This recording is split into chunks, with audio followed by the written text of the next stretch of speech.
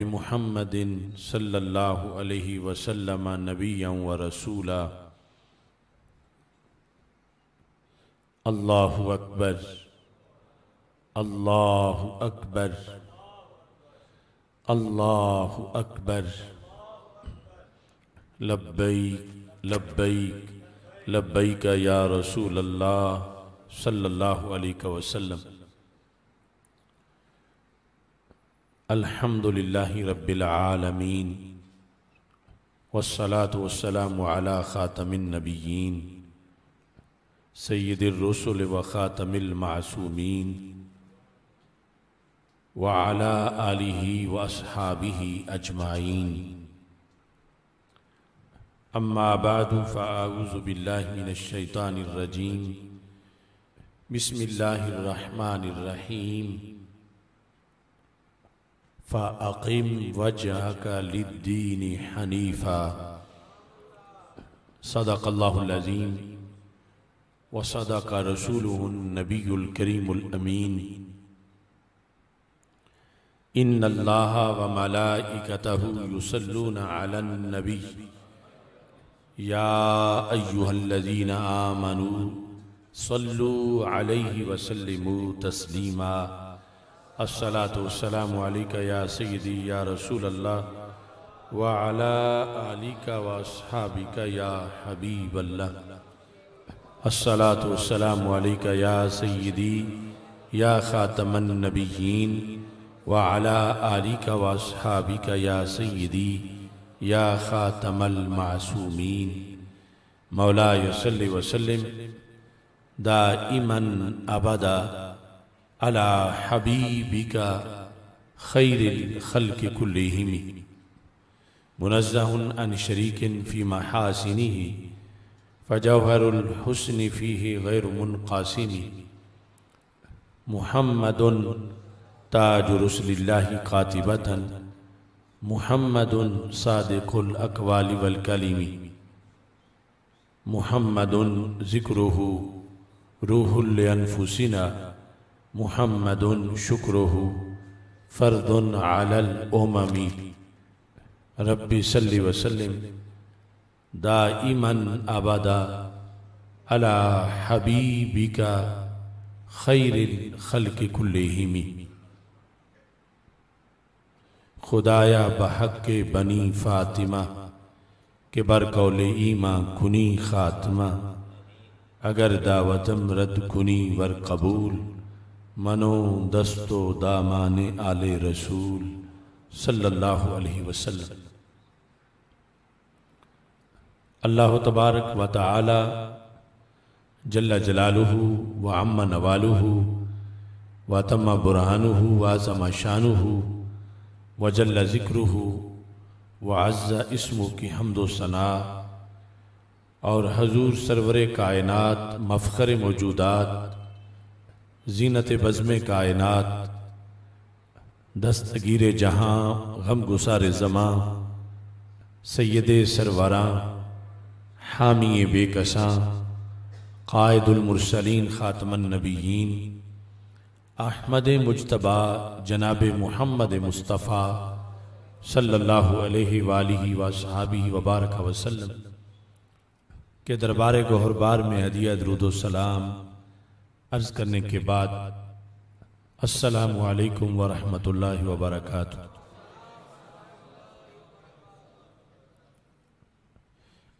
رب ذوالجلال کے فضل اور توفیق سے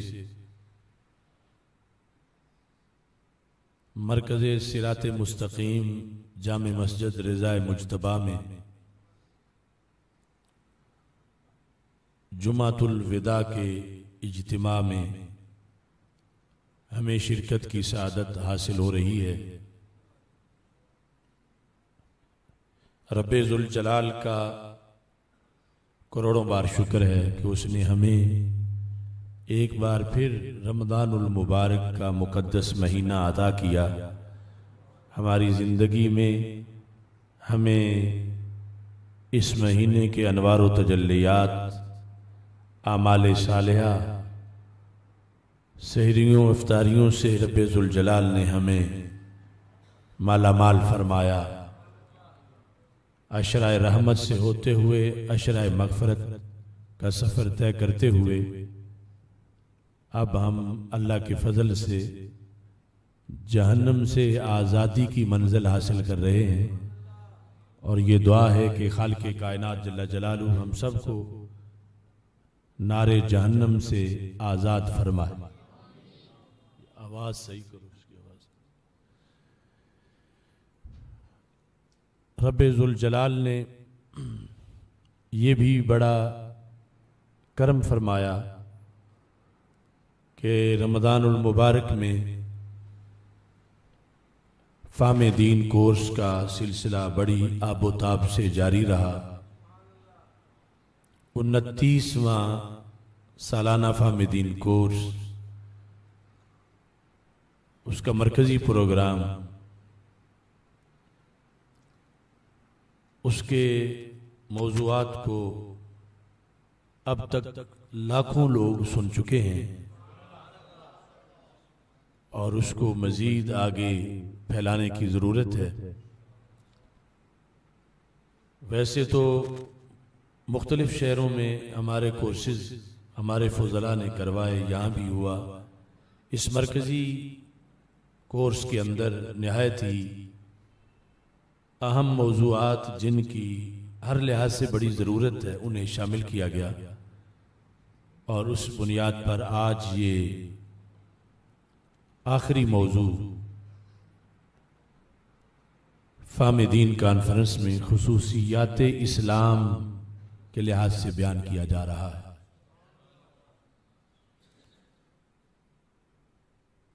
اللہ کا شکر ہے کہ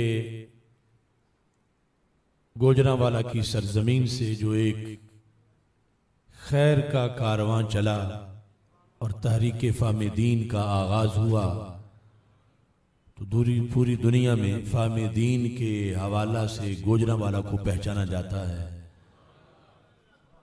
اور پھر اس پر پوری دنیا میں فہم دین کورسز آگے چلے، اور پھر کتابی شکل میں یہ تقریباً 30 جلدوں سے زائد جلدوں پر مشتمل ہمارا یہ انسائکلوپیڈیا ہے فہم دین کا، جس کی 14 جلدیں چھپ چکی ہیں اور باقی چھپ رہی ہیں۔ یقیناً اس کار خیر میں ہمارے جن احباب نے یہاں نقطہ آغاز سے حصہ لیا، سب کا اس میں ایک بڑا حصہ ہے۔ اللہ سب کو اس کی جزائے خیر عطا فرمائے، اور یہ پیغام آگے مزید پہنچانے کی توفیق عطا فرمائے۔ رب ذوالجلال نے یہ بھی کرم کیا کہ رمضان المبارک میں اس مرتبہ بندہ ناچیز کو 40ویں مرتبہ قرآن مجید تراویح میں مکمل کرنے کا شرف حاصل ہوا۔ انشاءاللہ کل لاہور مرکز صراط مستقیم میں آخری منزل پڑی جائے گی اور اجتماع ختم قرآن مجید ہوگا۔ خصوصیات اسلام کے لحاظ سے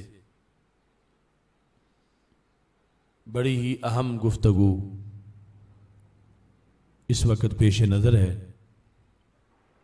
اللہ کا کروڑوں بار شکر ہے کہ ہم سارے دین برحق دین اسلام پر ہیں، اور دعا ہے کہ آخری گھڑی تک ہم اسی دین پہ پکے رہیں۔ جس طرح ہم اہل سنت ہونے کے فضائل بیان کرتے ہیں، تو اس سے پہلے اہل اسلام ہونے کے فضائل ہیں، اور جتنے بھی باطل ادیان ہیں ان کے مقابلے میں ہمارا تعارف اسلام سے ہے، اور جتنے باطل فرقے ہیں ان کے مقابلے میں ہماری پہچان اہل سنت و جماعت سے ہے۔ قرآن مجید برہان رشید میں رب ذوالجلال نے یہ حکم دیا ہے، سورہ روم میں ہے، آیت نمبر 30 ہے، فَأَقِمْ وَجْهَكَ لِلدِّينِ حَنِيفًا۔ قیامت تک کہ ہر بندے کو اللہ نے یہ حکم دیا ہے۔ کیا حکم؟ کہ پس تم اپنا چہرہ سیدھا کر لو۔ کس طرف سیدھا کر لو؟ اللہ فرماتا للدین حنیفا، دین برحق اسلام کی طرف تم اپنا چہرہ سیدھا کر لو، چہرہ کہیں ترچھا نہ ہونے پائے، تھوڑا سا بھی آگے پیچھے نہ ہٹے۔ فَأَقِمْ وَجْهَكَ، اے قیامت تک کے سننے والے تو اپنا چہرہ دین اسلام کی طرف سیدھا کر لے۔ تو ہم کتنے خوش نصیب ہیں کہ ہم نے رب کا یہ حکم مانا ہوا ہے، اسی کی توفیق سے اللہ اس پہ ہمیں برقرار رکھے۔ دنیا میں لاکھوں کروڑوں لوگ ہیں جن کے چہرے ٹیڑھے ہیں، یعنی دین برحق کی طرف نہیں۔ یہ خوش قسمتی ہے، اللہ کا فضل ہے کہ ہمارا چہرہ سیدھا دین اسلام کی طرف ہے۔ للدین حنیفا، صرف اکیلے اسی دین کی طرف جس میں حق ہی حق ہے۔ اسی سورہ میں رب ذوالجلال کچھ آیات کے بعد یہ ارشاد فرماتا ہے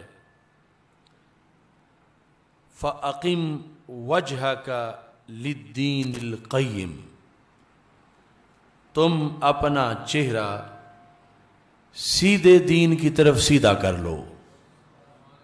فَأَقِمْ وَجْهَكَ، اے سننے والے، اے قیامت تک کے انسانیت کے ہر فرد، تم اپنا چہرہ اس دین کے لیے سیدھا کر لو جو دین قیم ہے، مستقیم ہے، سیدھا ہے۔ اس دین کے لیے تم اپنا چہرہ سیدھا کر لو۔ پہلی آیت کریمہ میں خالق کائنات جل جلالہ نے ساتھ فرمایا فطرت اللہ التی فطر الناس علیہا، یہ جس دین کی طرف میں تمہیں کہہ رہا ہوں کہ میرے بندو اپنا چہرہ سیدھا کر لو، یہ وہ فطرت ہے جس پہ اللہ نے لوگوں کو پیدا کیا ہے۔ یہ اس دین کی خصوصیات میں سے بڑی خصوصیت رب ذوالجلال نے بیان کی۔ فطرت اللہ، یہ اللہ کی ڈالی ہوئی بنا ہے۔ اعلیٰ حضرت رحمۃ اللہ علیہ ترجمہ یوں کرتے ہیں فطرت اللہ، اللہ کی ڈالی ہوئی بنا ہے۔ التی فطر الناس علیہا، جس پر لوگوں کو اللہ نے پیدا کیا۔ لا تبدیل لخلق اللہ، اللہ کی بنائی ہوئی چیز کو بدلنا نہیں۔ ذالک الدین القیم، یہ سیدھا دین ہے۔ پھر سوال پیدا ہوتا تھا کتنے لوگ ہیں کہ جو اس سے محروم ہیں، وہ مانتے نہیں۔ اللہ فرماتا وَلَٰكِنَّ أَكْثَرَ النَّاسِ لَا يَعْلَمُونَ، لیکن اکثر لوگ بے خبر ہیں، انہیں علم نہیں، یا تو پیغام نہیں پہنچا یا ہٹ دھرمی کی بنیاد پر اسے مان نہیں رہے۔ اس دین کے برحق اور مستقیم اور سیدھا ہونے میں کوئی شک نہیں، یہ وہ دین ہے جو اللہ نے اپنے بندوں کے لیے خود پسند فرمایا۔ جو دوسری آیت ہے اس کے بعد، اس میں رب ذوالجلال یہ فرماتا فَأَقِمْ وَجْهَكَ لِلدِّينِ الْقَيِّمِ، سیدھے دین کے لیے تم اپنا چہرہ سیدھا کر لو۔ من قبل ان یأتی یوم لا مرد له من اللہ، قبل اس کے کہ وہ دن آ جائے، قبل اس کے کہ وہ دن آئے جسے اللہ کی طرف سے ٹلنا نہیں۔ وہ ہر بندے کی موت کا دن اور وہ قیامت کا دن۔ یومئذ یصدعون، اس دن یہ الگ پھٹ جائیں گے۔ آج لے ان کی پناہ، آج مدد مانگ ان سے، کل نہ مانیں گے قیامت کو اگر مان گیا۔ نبی اکرم نور مجسم شفیع معظم صلی اللہ علیہ وسلم نے پھر اس پیارے دین کی وضاحت کی، اور اس وضاحت میں ہمارے آقا صلی اللہ علیہ وسلم نے اس کے خصائص کو بیان کیا، اس کی شانوں کو بیان کیا۔ رسول پاک صلی اللہ علیہ وسلم سے پوچھا گیا، ای الادیان احب الی اللہ، ادیان میں سے سب سے زیادہ اللہ کو کون سا دین پسند ہے؟ ویسے تو قرآن مجید برہان رشید میں ان الدین عند اللہ الاسلام، ہو سکتا ہے اس آیت کے نزول سے پہلے کسی نے پوچھا ہو، تو میرے آقا صلی اللہ علیہ وسلم نے فرمایا الحنیفیۃ السمحہ، یعنی پورے اسلام کا تعارف دو لفظوں سے کروایا، الحنیفیۃ السمحہ۔ اب یہ جو دو لفظ ہیں اسلام کے تعارف میں، اسلام کے خصائص میں، جو خود بانی اسلام حضرت محمد مصطفیٰ صلی اللہ علیہ وسلم نے ارشاد فرمائے، ہمیں بحیثیت مومن، بحیثیت مسلم، ان کا مطلب جو ہے وہ اچھی طرح ذہن میں رکھنا چاہیے۔ اس حدیث کا جامع حصہ معجم کبیر طبرانی کی جلد نمبر 8 میں موجود ہے، اس میں حدیث نمبر 7870 میں ہمارے آقا صلی اللہ علیہ وسلم ارشاد فرماتے ہیں، انی لم ابعث بالیہودیہ ولا النصرانیہ۔ بڑے قابل غور لفظ ہیں، فرمایا مجھے یہودیت اور نصرانیت دے کے نہیں بھیجا گیا۔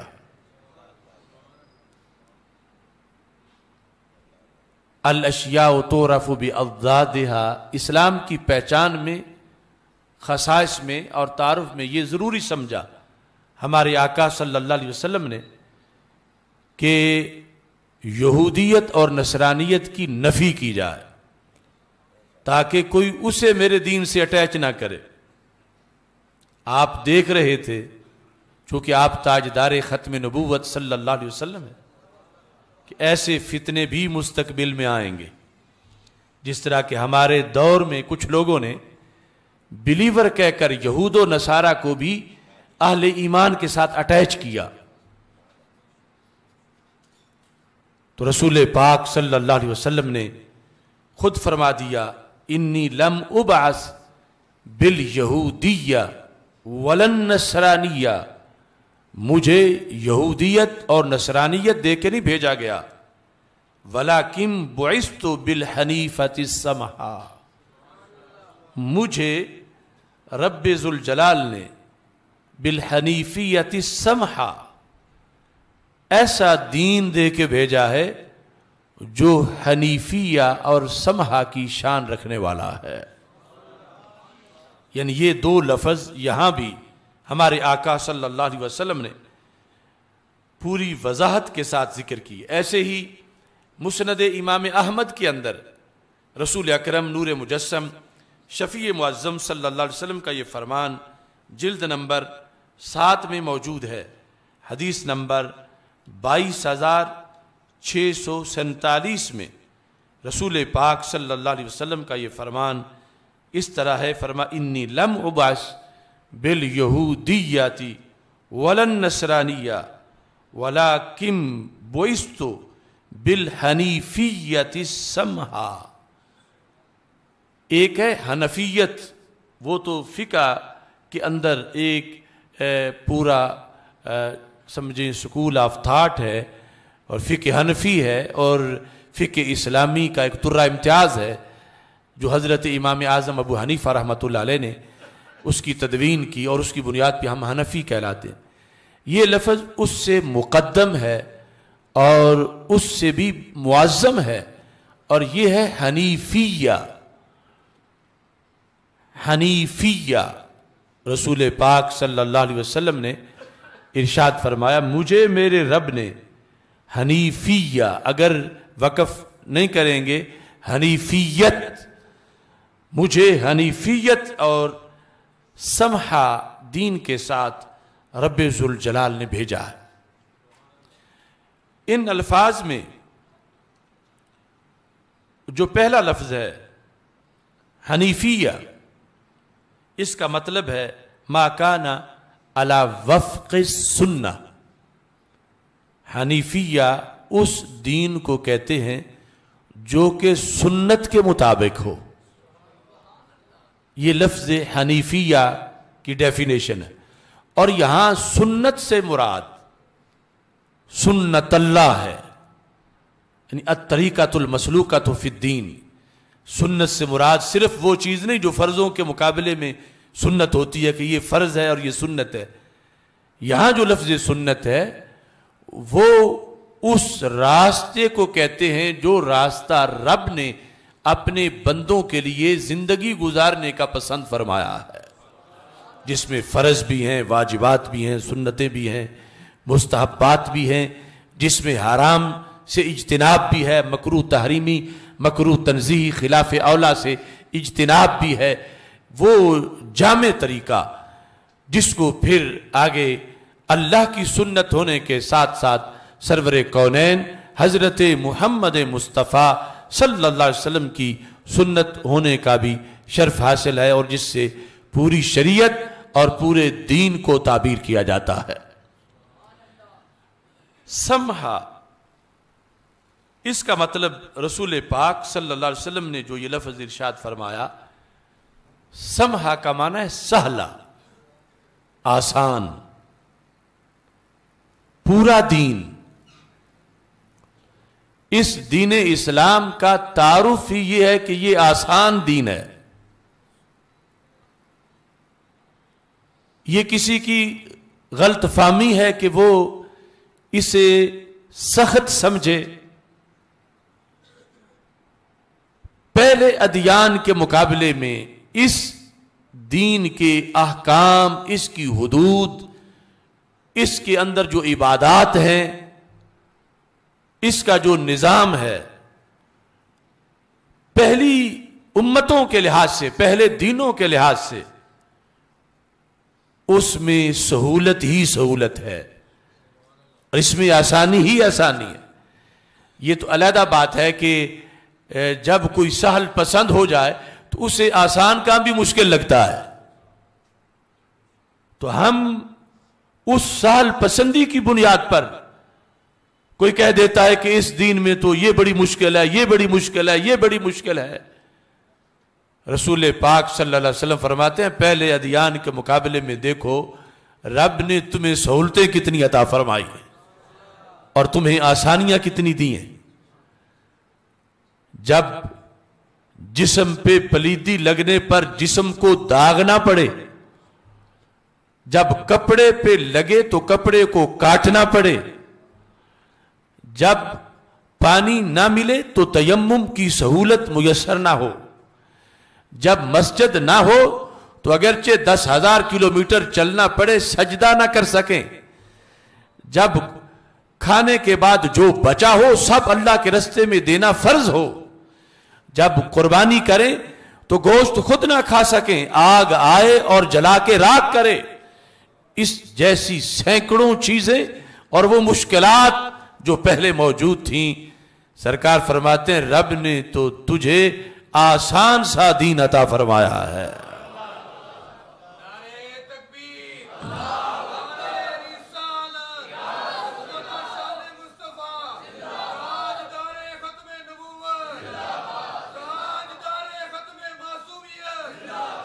باقی اس میں اب روزہ رکھنے میں ہمیں مشکل لگتی ہے، تراویح پڑھنے میں یا حج کرنے میں یا جہاد کرنے میں، تو یہ اس چیز کا بھی لحاظ ہے کہ آخر سردار امت کے نامہ اعمال میں ماتحت امتوں کے مقابلے میں شانیں زیادہ ہونی چاہیے۔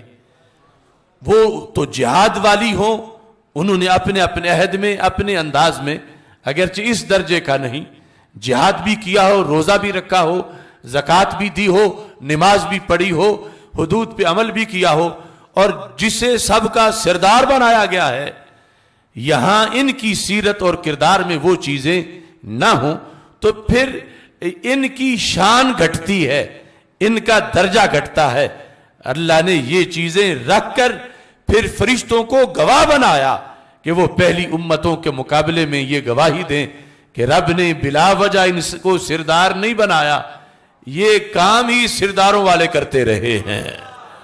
تو اس بیس پر بھی احکام پھر دیے گئے، اور پھر ان کی حکمتیں ہیں۔ اب اگر حدود نہ ہوں تو پھر انسان واشی بن جاتا ہے، اور انسان واشی بنا ہوا بڑا خطرناک ہوتا ہے۔ بھیڑیا بکریوں پہ ٹوٹ پڑے، بھوکا بھیڑیا اتنا نقصان نہیں کرتا جتنا ایک شہوت پرست اور ایک واشی انسان جو ہر درجے کا واشی ہو چکا ہو وہ نقصان کر جاتا ہے۔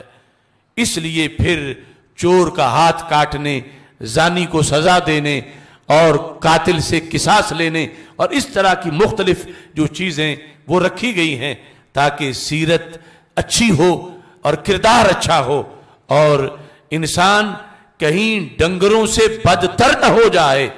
جسے رب نے اشرف المخلوقات بنایا ہے اس کی یہ شان برقرار رکھنے کے لیے، سنوارنے کے لیے پھر حدود دی گئی ہیں۔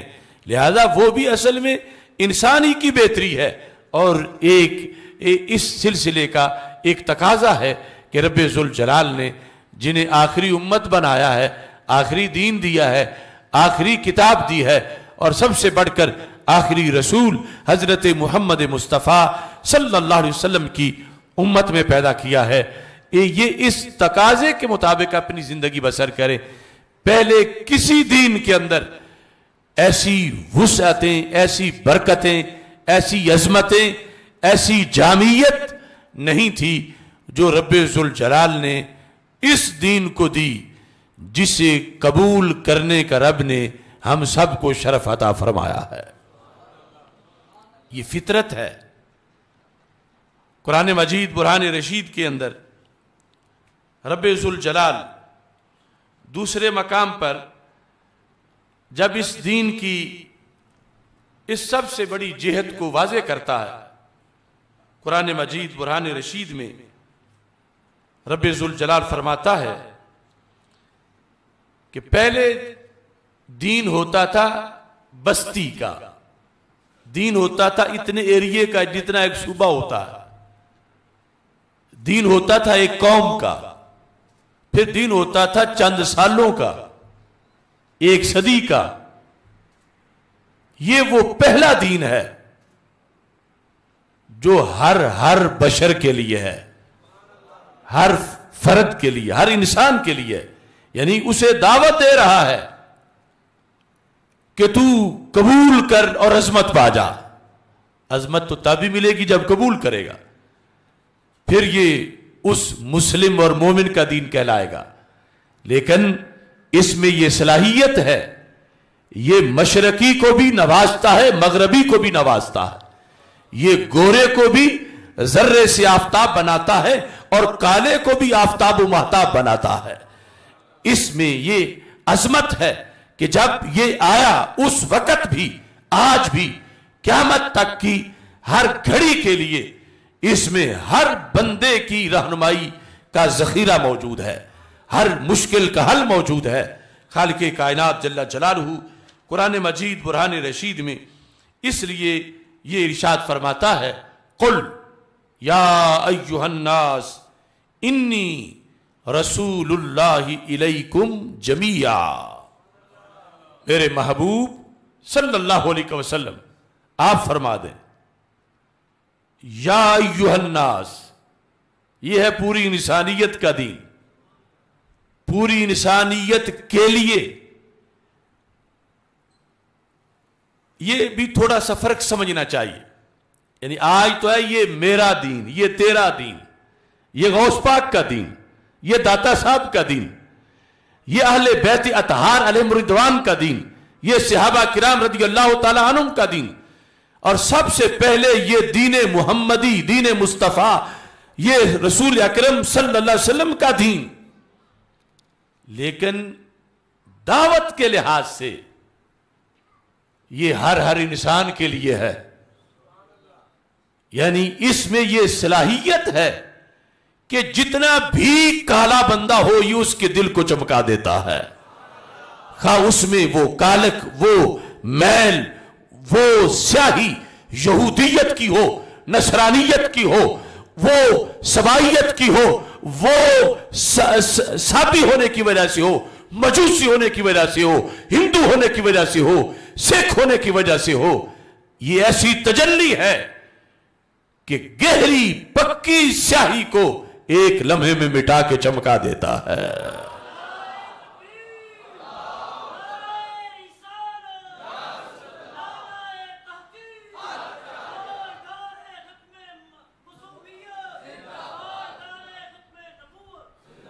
کیونکہ ہر مسئلے میں بڑے فتنے ہیں. ایک فتنہ ہے وحدت ادیان کا. اب وہ بھی بات کرتے ہیں کہ دین ایک ہے، لیکن وہ اسلام کے مقابلے میں یہودیت کو مستقل قرار دے کر برحق بناتے ہیں، نصرانیت کو مستقل کہ وہ اپنی جگہ ٹھیک، ہندو اپنی جگہ ٹھیک معاذ اللہ، سکھ اپنی جگہ ٹھیک. اور یہ کہنا کفر ہی کفر ہے، چونکہ ان الدین عند اللہ الاسلام، دین برحق صرف اسلام، صرف اسلام.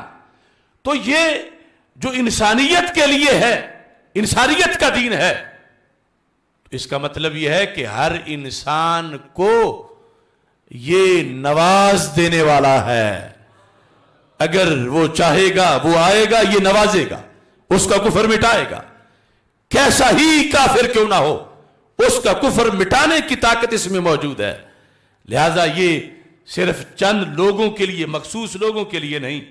اللہ فرماتا ھدی للناس، قرآن ہر انسان کے لیے ہدایت ہے. مگر جب ذکر کرنا ہو کچھ لوگوں کے اعزاز کا تو پھر جنہوں نے اس کی قدر نہیں کی ان کا ذکر نہیں کیا جاتا، پھر کہا جاتا ھدی للمتقین.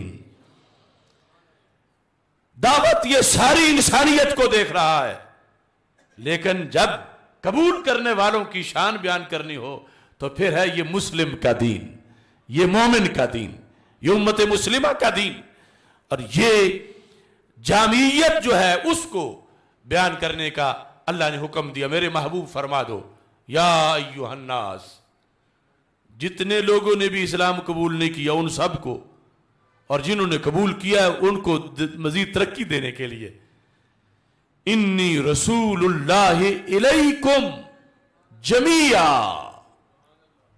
الیکم اور الناس میں بھی معنی تو سارا آ گیا تھا، لیکن ہمارے آقا صلی اللہ علیہ وسلم نے پھر جمیعا فرمایا کہ میری رحمت میں وسعت اتنی ہے کہ اربوں لوگ آئیں تو پھر بھی تنگ نہیں پڑے گی. میں جو ظلمت سے نکال کے نور دیتا ہوں صرف چند لاکھ یا چند کروڑ کو نہیں، میری یہ پاور اتنی ہے میں اربوں خربوں کو ظلمت سے نکال کے نور دینے والا ہوں. ہم تو مائل بکرم ہیں، کوئی سائل ہی نہیں. کوئی نکلنا تو چاہے تو اس بنیاد پر اس دین برحق کی یہ جامعیت بار بار قرآن مجید برہان رشید میں بیان کی گئی. اور پھر رب ذوالجلال نے فرمایا وَمَا أَرْسَلْنَاكَ إِلَّا كَافَّةً لِلنَّاسِ بَشِيرًا وَنَذِيرًا. محبوب ہم نے ساری انسانیت کے لیے آپ کو بشیر بھی بنایا ہے، نذیر بھی بنایا. اب یہ جو الفاظ ہیں آیات کے، ان کی جامعیت پر اور اس کے ضمن میں پھر اسلام کی یہ جو خصوصیت ہے اس پر میں گفتگو کرنا چاہتا ہوں کہ اسلام اس کے اندر شمول ہے، یہ شامل ہے، اس انداز میں شمول ہے. شمول ہوتا ہے نا، شمولیت، مشتمل ہونا. ایک ہے کوئی خیمہ 1000 پہ مشتمل ہے، ایک ہے 10,000 پہ مشتمل ہے، اور اسلام وہ خیمہ ہے جو ہر انسان کو دعوت دے رہا ہے، اتنی اس میں وسعت ہے۔ تو سب سے پہلے اس میں ہے شمول انسانی، پھر ہے شمول مکانی، اور پھر ہے شمول زمانی۔ شمول انسانی، ہر طرح کا انسان، گورا ہے، کالا ہے، غریب ہے، امیر ہے، عربی ہے، اجمی ہے، چھوٹا ہے، بڑا ہے، مرد ہے، عورت ہے، بچہ ہے، بوڑھا ہے، یہ دین ہر ایک کو اپنی تعلیمات سے نواز کے آفتاب بنانے والا ہے۔ یہ کسی اور دین کی شان نہیں تھی، اور پھر تو کوئی آ ہی نہیں سکتا۔ یہ شمول ہے، اس کے احکامات سے صرف بوڑھوں کو فائدہ نہیں پہنچتا، صرف جوانوں کو فائدہ نہیں پہنچتا، صرف بچوں کو فائدہ نہیں پہنچتا، صرف عورتوں کو فائدہ نہیں پہنچتا، صرف عربی کو فائدہ نہیں پہنچتا، صرف اجمی کو فائدہ نہیں پہنچتا، بلکہ یہ شامل ہے، جامع ہے، ہر کیٹیگری کا جو بندہ ہے، ہر طرح کا، ہر شعبے کا، ہر رنگ کا، ہر نسل کا، ہر طرح کا جو انسان ہے، جس بھی عمر میں ہے، جس حیثیت میں ہے، اسلام کہتا ہے تو آجا، میں تجھے ذرے سے آفتاب اور کانٹے سے گلاب بنا دوں گا۔ یہ ہے شمول انسانی۔ کوئی دین ایسا نہیں اور جس کی دعوت اتنی کھلی ہو، اور دعوت دینے والے کے لیے پھر کچھ پاس بھی ہونا چاہیے کہ بلا کے دے بھی سکے۔ تو یہ دعوت بھی دیتا ہے اور اربوں خربوں سے بڑھ کر نوازنے کی طاقت بھی رکھتا ہے کہ ان کو متقی بنائے، پارسا بنائے، نمازی بنائے، حاجی بنائے، جنتی بنائے۔ یہ اس دین کی یہ شمول انسانی ہے۔ اور شمول انسانی کے بعد شمول مکانی ہے۔ کچھ ضابطے ہوتے ہیں، وہ ایک آب و ہوا کے لیے مفید ہوتے ہیں، دوسری آب و ہوا کے لیے مفید نہیں ہوتے۔ ایک علاقے کے لیے تریاک ہوتے ہیں، دوسرے کے لیے زہر ہوتے ہیں۔ ایک جگہ وہ بیج پھلتا پھولتا ہے، دوسری جگہ وہ بیج اگتا ہی نہیں۔ کیوں؟ مکان کا فرق ہے، زمین کا فرق ہے، جگہ کا فرق ہے، علاقے کا فرق ہے۔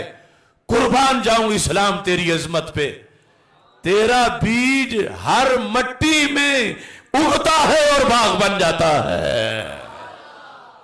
قربان جاؤں اسلام تیری عظمت پہ، تیرا چاند ہر گلی میں چمکتا ہے، تیرا سورج ہر محلے کے اندھیرے دور کرتا ہے۔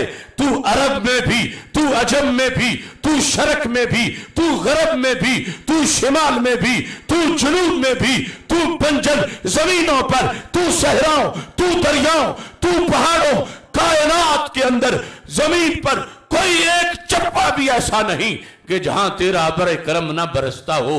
تو ہر جگہ اپنا ابر کرم برسانے والا ہے۔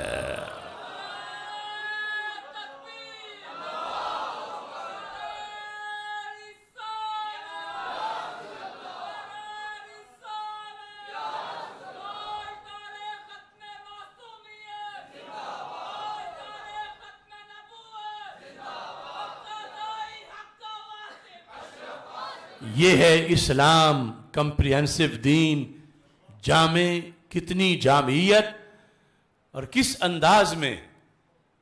اور یہ ساری جہتیں ان میں پھر پلٹ پلٹ کے دیکھنا پڑے گا اس ہستی کو کہ جو یہ دین لے کے آئے صلی اللہ علیہ وسلم۔ اور دین اسلام کی یہ وسعت اس وقت تک بیان نہیں ہو سکتی جب تک شان نبوت کے بارے میں سنی عقیدہ نہ سمجھ لیا جائے۔ جس پیغمبر کے پاس ناپا تولا علم ہو مٹھی بھر چند معاذ اللہ، وہ اتنا وسیع دین کیسے دے؟ اور پھر اس میں قیامت تک کے مسائل کا حل کیسے ہو؟ جو لوگوں نے پیمانے بنائے ہوئے ہیں انہیں یاد نہیں رہتا، اسلام کی جامعیت کا دعویٰ کر کے سرکار کے بارے میں بخل کی باتیں کرتے ہیں۔ اور میرے آقا صلی اللہ علیہ وسلم کا یہ فرمان صحیح بخاری میں ہے، فرمایا کہ جو رب نے مجھے دین دے کے بھیجا اس دین کی مثال کیا ہے؟ مثل ما بعثنی اللہ بہ من الہدی والعلم کمثل الغیث الکثیر اصاب ارضا۔ فرمایا مجھے میرے رب نے جو علم دیا ہے اور مجھے میرے رب نے جو ہدایت دی ہے، مجھے جو دے کر بھیجا ہے، مثل ما بعثنی اللہ بہ من العلم، ما کا بیان ہے علم اور ہدایت، فرمایا مجھے میرے رب نے بھیجتے وقت جو علم اور ہدایت دے کر بھیجا ہے وہ صرف ایک بستی والوں کے لیے نہیں، وہ صرف ایک ملک والوں کے لیے نہیں، وہ صرف ایک بر اعظم کے لیے نہیں، وہ کیا ہے؟ فرمایا کمثل الغیث الکثیر، اس کی مثال تو ایک ایسی بارش جیسی ہے جو موسلا دھار برسے اصاب ارضا، اور روئے زمین میں 1 انچ کا کروڑواں حصہ بھی خشک نہ رہنے دے۔ یہ شان نبوت مانیں گے تو پھر دین برحق کی جامعیت۔ یہاں پھر سوال پیدا ہو رہا تھا، محبوب آپ اتنا کچھ لے کے آئے پھر بھی ہندو کیوں ہے؟ جو ابھی تک کلمہ جس نے نہ پڑھا، سکھ کیوں ہے؟ پھر بھی مرتد کیوں ہے؟ قادیانی کیوں ہے؟ یہودی کیوں ہے؟ نصرانی کیوں ہے؟ اگرچہ لاکھوں کروڑوں وہاں سے نکل کر آ گئے مگر پھر بھی پیچھے باقی بچے کیوں ہیں؟ تو میری آقا صلی اللہ علیہ وسلم نے فرمایا میں نے تو نوازنے میں کمی نہیں چھوڑی۔ یہ تم بارش کی مثال سے سمجھ لیتے ہو کہ ایک میرا زمین پہ بارش ہوتی ہے، ایک چٹیل زمین پہ ہوتی ہے، اور ایک سیم زدہ زمین پہ بارش ہوتی ہے۔ فرمایا بارش نے تو ٹیڑھی تقسیم نہیں کی، بارش تو ہر جگہ برسی۔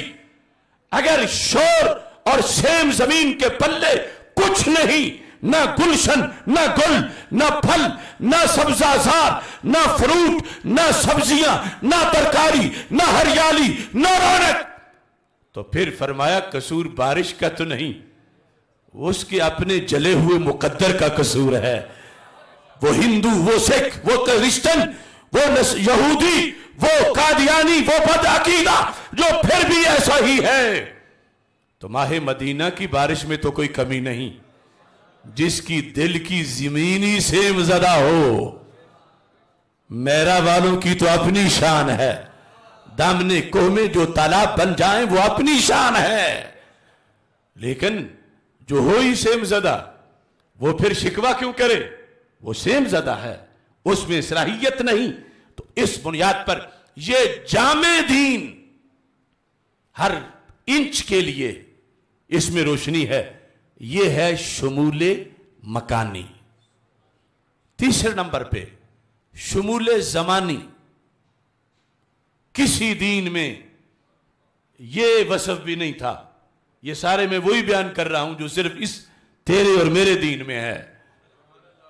شمول زمانی، کہیں رہنمائی تھی 10 سالہ، کہیں تھی 20 سالہ، کہیں تھی 25 سالہ۔ نبی ناقص نہیں تھے، کامل تھے، ان کی ڈیوٹی اتنے سال تھی، پھر نئے نبی نے آنا تھا۔ تو جو دین دیا وہ کچھ وقت کے لیے غذا تھا، کچھ وقت کے لیے مسائل کا حل تھا، کچھ وقت کے لیے لوگوں کو روشنی دینے والا تھا۔ آگے زمانہ اور آ رہا تھا، تقاضے اور آ رہے تھے، دین اور آ رہا تھا، نبی اور آ رہے تھے، لیکن صحن چمن کو اپنی بہاروں پہ ناز تھا، وہ آ گئے تو ساری بہاروں پہ چھا گئے۔ نبی آخر الزمان حضرت محمد مصطفیٰ صلی اللہ علیہ وسلم جو دین لے کر آئے، میرا اسلام، تیرا اسلام، ہم سب کا اسلام، کیا اس کی شان ہے؟ یہ 1 صدی کا نہیں محض، یہ محض 2 صدی کی روشنی نہیں، یہ 4 صدی تک محض چاندنی نہیں، یہ قیامت تک کی روشنی ہے، ہر زمانے کا علاج ہے، ہر زمانے کی مشکلات کا حل ہے، ہر زمانے کے مسائل کا جواب ہے، ہر زمانے کی بیماری کا علاج ہے۔ ایسا پہلے کبھی کوئی دین نہیں ہوا کرتا تھا، اگر ہوا ہے یقیناً ہے تو یہ محمد عربی علیہ السلام کا دین ہے۔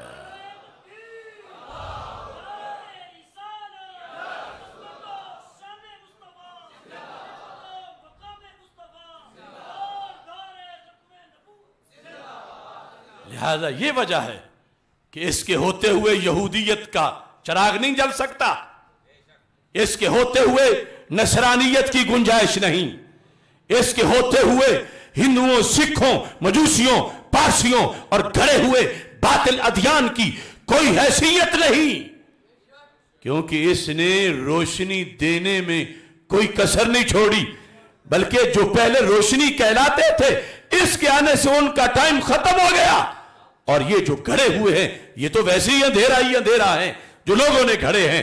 اس بنیاد پر یہ دین شمول زمانی میں بھی اپنی شان آپ ہی رکھتا ہے۔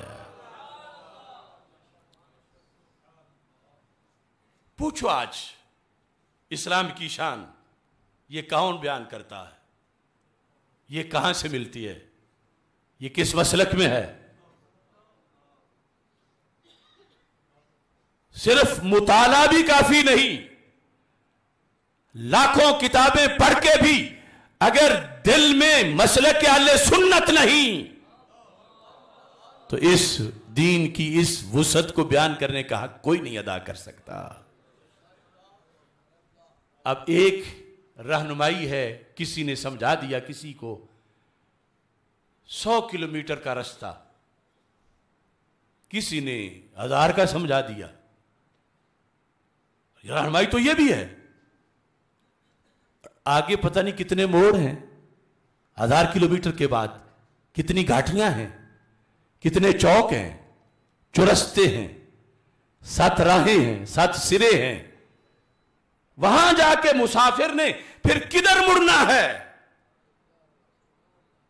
تو جس ذات نے قیامت تک کا ہر رستہ بتا دیا ہے کہ وہاں جا کے یوں جانا ہے، وہاں ہو تو پھر یوں جانا ہے، آگے بڑھو گے تو یوں جانا ہے، اس ہستی کو دیوار کے پیچھے کے علم نہ ہو تو دین کیسے دیں گے؟ معاذ اللہ۔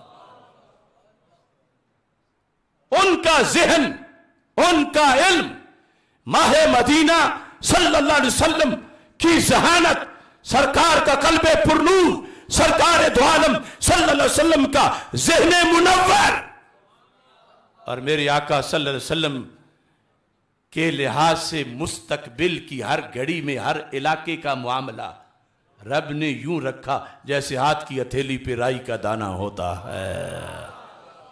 اب اس ہستی کا حق ہے یہ دین دیں قیامت تک کا، صرف چند سالوں کا نہیں، چند مہینوں کا نہیں، چند صدیوں کا نہیں، قیامت تک کا، کیونکہ قیامت تک ہر رستہ جانتے ہیں، ہر راہ کے خطرات جانتے ہیں، ہر راہ میں بیٹھے ہوئے چوروں کو جانتے ہیں، ڈاکوؤں کو جانتے ہیں، ان سے بچنے کا طریقہ جانتے ہیں، ہر صدی کی بیماری جانتے ہیں، ہر صدی کا علاج جانتے ہیں۔ جو اس انداز میں جانتے ہوں انہیں ہی پھر فکر رضا کے مطابق نبی غیب دان کہا جاتا ہے۔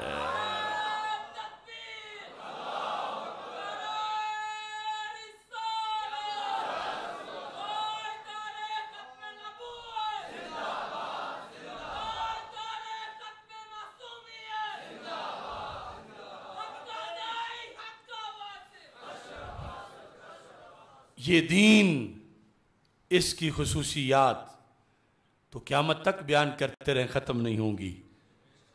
اس کی ایک جہت کو اگر دیکھتے جائیں کتنے اجالے ہیں، اور پھر ہر گھڑی شکر لازم ہے کہ رب نے ہمیں تو مفت میں دے دیا ہے۔ کچھ لوگوں کو ان پر یہ فضل ہوتا ہے، مگر بڑی جد و جہد کے بعد، خاک چھاننے کے بعد، سفر کرنے کے بعد، جلا وطنی کے بعد، سزائیں جھیلنے کے بعد، مختلف قسم کی صعوبتوں عقوبتوں سے گزرنے کے بعد پھر کلمہ اسلام جا کہیں ملتا ہے۔ میں اور تو پیدا ہی مسلم کے گھر میں ہوئے، ہم نے تو ایک منٹ بھی ایسی کوئی صعوبت برداشت نہیں کی دین ڈھونڈنے میں۔ ہم پہ تو زیادہ شکر لازم ہے، پھر زیادہ آگے نکلنا دین کی راہوں میں ضروری ہے۔ ہمیں تو بہت سا سفر کیا ہوا مل گیا، ولیوں نے اس سرزمین کو آباد کیا، ہمارے آباء و اجداد نے کلمہ پڑھا، ہم نے مسلم کی گود میں آنکھ کھولی۔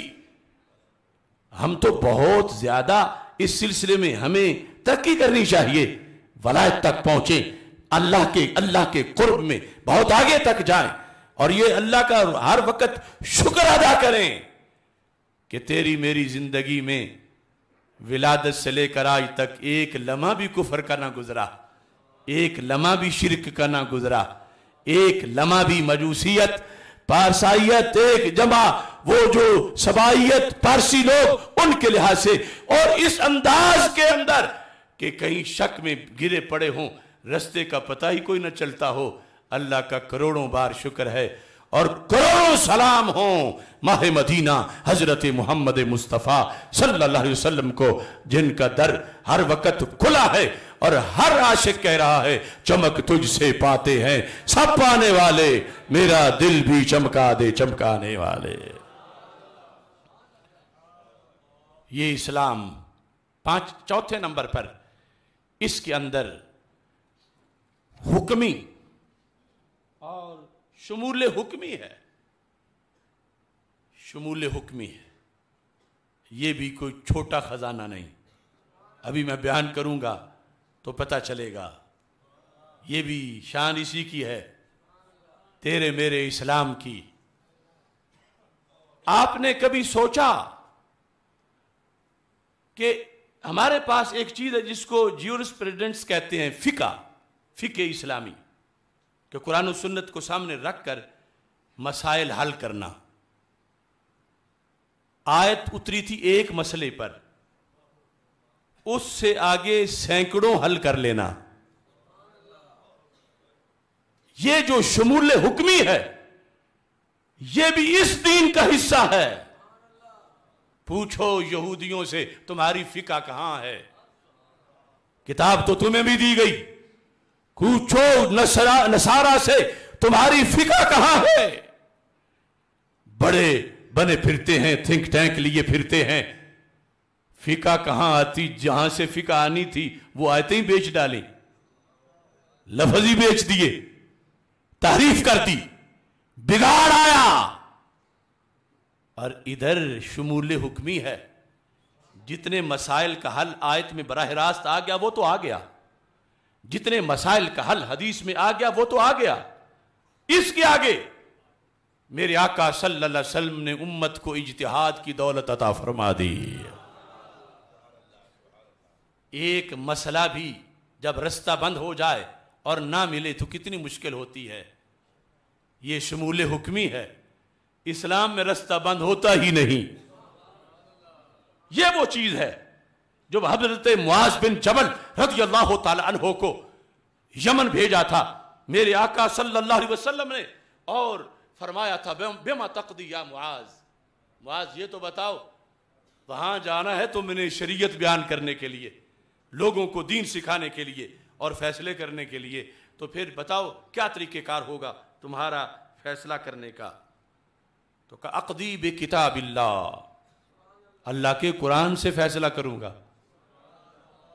تو سرکار دو عالم صلی اللہ علیہ وسلم نے فرمایا ان لم تجد فی کتاب اللہ، اگر تم نہ پاؤ تو پھر کیا کرو گے؟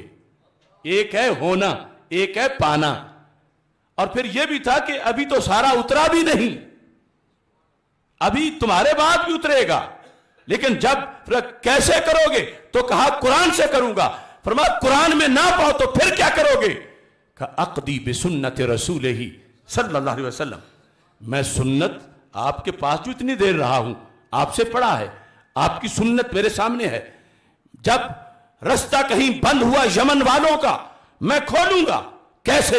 سنت سے، سنت کو پڑھ کر۔ سرکار نے فرمایا ان لم تجد فی سنت رسول اللہ، اگر سنت رسول علیہ السلام میں بھی تجھے نہ ملا، کیونکہ تجھے ساری سنت تو آتی نہیں، صاحب سنت تو میں ہوں، تیرے بعد بھی ابھی ہزاروں لاکھوں حدیثیں ہوں گی، پھر کیا کرو گے؟ اگر رستہ بند ہوا پھر کیا کرو گے؟ کہنے لگے اجتہد برأیی، محبوب تمہاری روشنی سے دل منور ہوا ہے، جتنا پڑھا ہے اسی کو سامنے رکھ کر اجتہاد کروں گا، لوگوں کے مسئلے کو حل کر کے پیش کر دوں گا۔ یہ پہلے نہیں تھا، یہ پہلی امتوں میں نہیں تھا، یہ ہے شمول حکمی۔ اور پھر یہ تو صرف اس کی حجیت اور اس کی تشریح تھی کہ قانون بن جائے۔ افسوس ہے کہ لوگ پھر بھی غیر مقلد بنے پھرتے ہیں، اور پھر بھی اس چیز کا انکار کرتے ہیں، اور پھر بھی فقہ اسلامی جو خصوصیت ہے اسلام کے اندر، رستہ کھولنے کا مزاج، اس سے بیچارے محروم پھرتے ہیں۔ اب تو وحی آ نہیں سکتی، کب سے؟ جب سرکار دنیا سے تشریف لے گئے صلی اللہ علیہ وسلم۔ یہ اسلام میں تو اس وقت بھی رائج کر دیا گیا جب ابھی وحی کا دروازہ کھلا تھا، کہ کچھ بندے اسلام کے ایسے ہوں، اگرچہ وحی سے بھی کھول سکتا ہے، مگر کسی دور ایریے میں بیٹھ کر جو پڑھا ہے اس کی روشنی میں کھولنے کا طریقہ تو سیکھ لیں، تاکہ کل قیامت کو جب کوئی طریقے رستے بند کھولتے ہوئے اکیلے امام اعظم ابو حنیفہ 3 لاکھ مسائل قرآن و سنت سے حل کر کے لوگوں کو دیں، تو جب کوئی بکواس کرے کہ یہ تو گھڑ رہے ہیں، اسے بتایا جائے گھڑ نہیں رہے، قرآن و سنت سے پڑھ رہے ہیں اور وہاں سے اخذ کر رہے ہیں۔ یہ تو سرکار نے خود رائج کیا، جب ابھی وحی نازل ہو رہی تھی، صاحب سنت خود موجود تھے، اس وقت تو یمن سے رابطہ مدینہ منورہ کر کے بھی مسئلہ حل کیا جا سکتا تھا، مگر سرکار نے وہاں بٹھا کے ایک کو کروایا کہ جب حصی رابطہ مجھ سے نہیں ہو سکے گا، میں دنیا سے جا چکا ہوں گا، میرا دین پھر بھی مسئلے حل کرتا نظر آ رہا ہوگا۔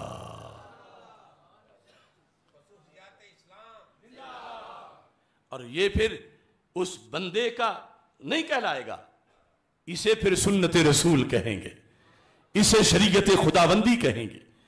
جو معاذ بن جبل یمن والوں کو بتا رہے تھے، یمن والوں پر فرض تھا کہ مانے، تو کیا معاذ بن جبل تو نہ اللہ ہے نہ اللہ کے نبی ہے، تو وہ غیر اللہ کا دین مان رہے تھے یمن والے؟ نہیں، وہ غیر اللہ کا دین نہیں تھا، وہ اللہ اور اللہ کے نبی کا دین تھا، جو اجتہاد سے اخذ کر رہے تھے حضرت معاذ بن جبل، کیونکہ سرکار دو عالم صلی اللہ علیہ وسلم نے مہر لگا دی، الحمدللہ الذی وفق رسول اللہ بما یرضی بھی رسول اللہ صلی اللہ علیہ وسلم۔ فرمایا میرے پڑھے ہوئے شاگرد نے کمال کر دیا ہے، میرے سوال کا جواب دینے میں کمال کر دیا ہے۔ رب تیری ساری تعریفیں کہ تو نے میرے شاگرد کو، میرے صحابی کو، میرے بھیجے ہوئے قاضی کو، میرے بنائے ہوئے گورنر کو وہ جملہ اپنی زبان سے کہنے کی توفیق دے دی جسے سن کے اللہ کا رسول خوش ہو گیا ہے۔ یہ شمول حکمی ہے دین اسلام کا۔ پھر اس کے اندر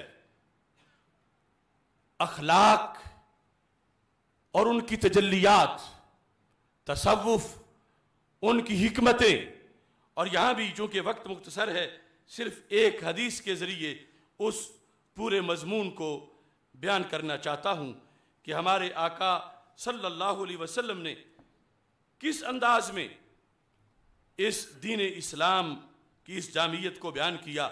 ادب الدنیا والدین، امام ماوردی جو ہیں جن کی وفات 450 ہجری ہے، انہوں نے اپنی اس کتاب کے اندر ارشاد فرماتے ہیں، 176 نمبر حدیث ہے، ان اللہ تعالی اختار لکم الاسلام دینا. اے قیامت تک کے میرے غلاموں، رب نے تمہارے لیے دین اسلام پسند کیا ہے، اور اسلام قبول کر کے شکر کرنا، کبھی شک نہ کرنا، کبھی شکوہ نہ کرنا، شکر کرنا کہ اس احکم الحاکمین نے خود پسند کر کے تمہیں دے دیا ہے. پسند اس کی ہے، کسی چھوٹی ہستی کی پسند نہیں، پسند اس احکم الحاکمین کی ہے. اور دل تیرا ہے، زبان تیری ہے، اقرار باللسان، تصدیق بالقلب تیرا ہے، ایمان مجمل، ایمان مفصل، یہ اس نے تجھے عطا کر دیا ہے. اللہ نے تمہارے لیے دین کو پسند کیا، دین اسلام کو. تو پھر سرکار فرماتے ہیں فَأَكْرِمُوهُ، اس کی قدر کرنا، اس کی قدر کرنا. اتنی بڑی چیز ہے، اس کی قدر کرنا. اور قدر کے طریقے اور سینکڑوں احادیث میں بھی موجود ہیں، لیکن یہاں بطور خاص کیا ارشاد فرمایا؟ فرمایا فَأَكْرِمُوهُ. اب آپ سوچیں تو کیا سرکار نے آگے فرمایا ہوگا کہ کس چیز سے اس کی قدر کرو. یہ بڑی قیمتی چیز رب نے دے دی اور سرکار کرے اس کی عزت کرو. اکرموہ، کیسے؟ بحسن الخلق، حسن خلق کے ساتھ. دین برحق کے سوا کہیں حسن خلق مل ہی نہیں سکتا. یہ جھوٹ ہے جو لوگ انگریزوں کے یا اور کسی کے اس جھوٹے جعلی تکلف والے خلق کی تعریفیں کرتے پھرتے ہیں، جو حقیقت میں شرن خلق کہلا ہی نہیں سکتا. اگر خلق حسن آ سکتا ہے تو خلق عظیم والے نبی کے امتی میں آ سکتا ہے. یہ کمی اپنی دور کرے، یہ اوروں کی طرف للچائی ہوئی نظروں سے نہ دیکھے، یہ کسی اور کو کریڈٹ نہ دے. میرے آقا صلی اللہ علیہ وسلم فرماتے ہیں فَأَكْرِمُوهُ بِحُسْنِ الْخُلْقِ. دوسری کیا چیز؟ وَالسَّخَاء. دیکھو اسلام کی شان. فرمایا اسلام تجھے مل گیا، اس کی عزت کرو، اس کی قدر کرو. اور اس حدیث میں قدر کرنے کی دو چیزیں ہیں کہ جب تمہارے اندر وہ ہوں گی تو پتہ چلے گا اس نے اسلام کی قدر کی ہے، اور اگر نہیں ہوں گی تو پتہ چلے گا یہ قدر نہیں کر رہا. کیا دو چیزیں؟ حسن خلق، دوسری سخاوت. حسن خلق اور سخاوت. اس حدیث میں یہ دو چیزیں بیان کر کے رسول اکرم نور مجسم شفیع معظم صلی اللہ علیہ وسلم نے جو دین برحق کے تقاضے اور خصوصیات اور اہل دین کے لیے جو چیز لازمی اور ضروری ہے، جس کی طرف ہماری توجہ کم ہوتی ہے، متوجہ کیا کہ حسن خلق اور سخاوت کے ساتھ تم دین کی عزت کرو.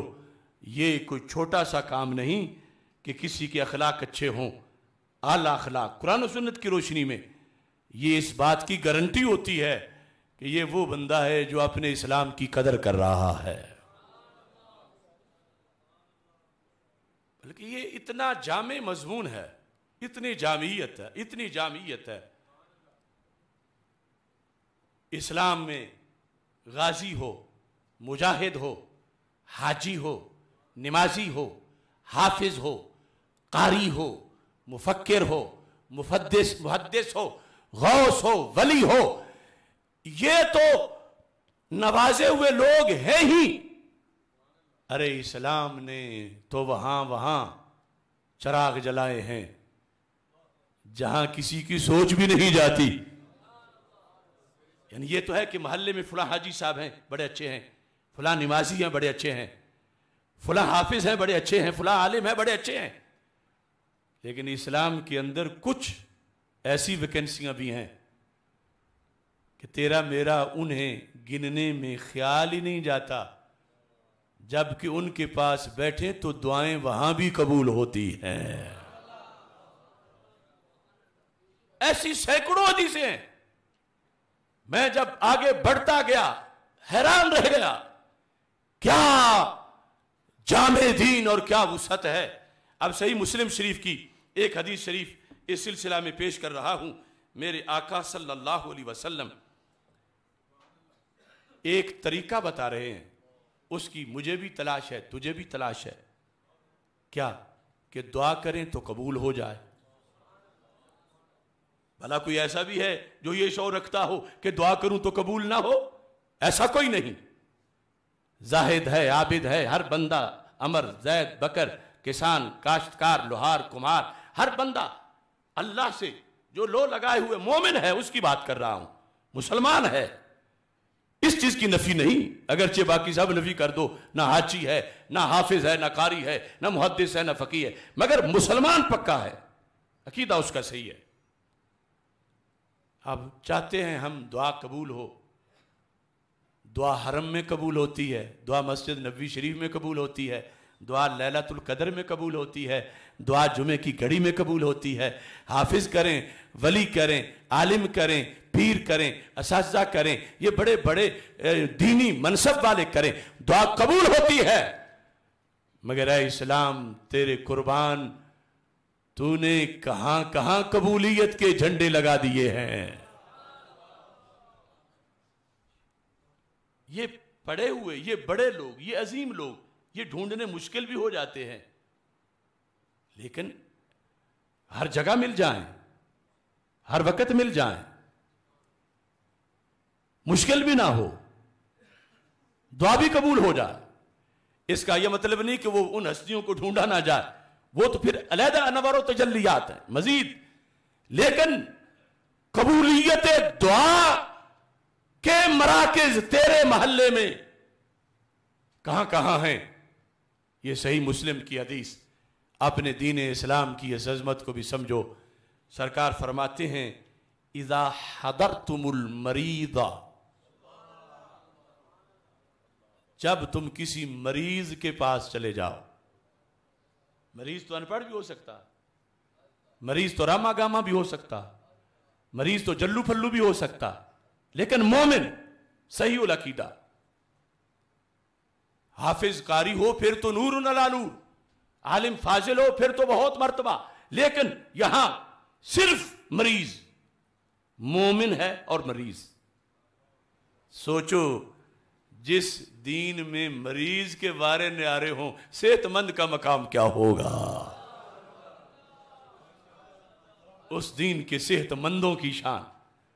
اذا حضرتم المریض، جب تم مریض کے پاس چلے جاؤ تو سرکار فرماتے ہیں، ایک لفظ بھی چھوڑ رہا ہوں پھر وہ پڑھوں گا، فقولوا خیرا، وہاں زبان سنبھال کے رکھو، کیا کرو؟ خیر بولو، خیر بولو، شر نہ بولو، خیر بولو، نقصان کی بات نہ کرو، خیر بولو، اس کے لحاظ سے بھی کہ تو ٹھیک ہے، بالکل ٹھیک ہونے والا ہے، ٹھیک ہو جائے گا، اپنے معاملات میں بھی خیر بولو۔ کیوں؟ مقام بڑا سیریس ہے، تمہاری زبان سے نکلنا ہے، ادھر قبول ہونا ہے۔ کیوں؟ تم امت مسلمہ کے مریض کے پاس جو بیٹھے ہو۔ سرکار دو عالم صلی اللہ علیہ وسلم فرماتے ہیں فَقُولُوا خَيْرًا، خیر کہو، یعنی ایک تو ہر وقت ہی خیر بولو، لیکن وہاں بطور خاص خیر کہو۔ کس لیے؟ یہ اگلے جملے پر ساری زندگی بھی سر سجدہ میں رکھے تو ہم حق ادا نہیں کر سکتے۔ میرے آقا علیہ السلام فرماتے ہیں فَإِنَّ الْمَلَائِكَةَ يُؤَمِّنُونَ، وہ غریب کی کٹیا، وہ سادہ سا گھر، وہ چھوٹا سا، اگر بڑا ہے تو پھر بھی یہ تو موجود ہے، لیکن ان چھوٹے چھوٹے گھروں میں ایک نادار غریب مریض مگر مومن پڑا ہے۔ سرکار فرماتے ہیں رب نے وہاں فرشتے بھیجے ہوئے ہیں، 24 گھنٹے ان کی ڈیوٹی ہے۔ کیا؟ کہ اس مریض کے پاس جس نے جو دعا مانگنی ہے فرشتوں نے فٹ آمین کہہ دینا ہے.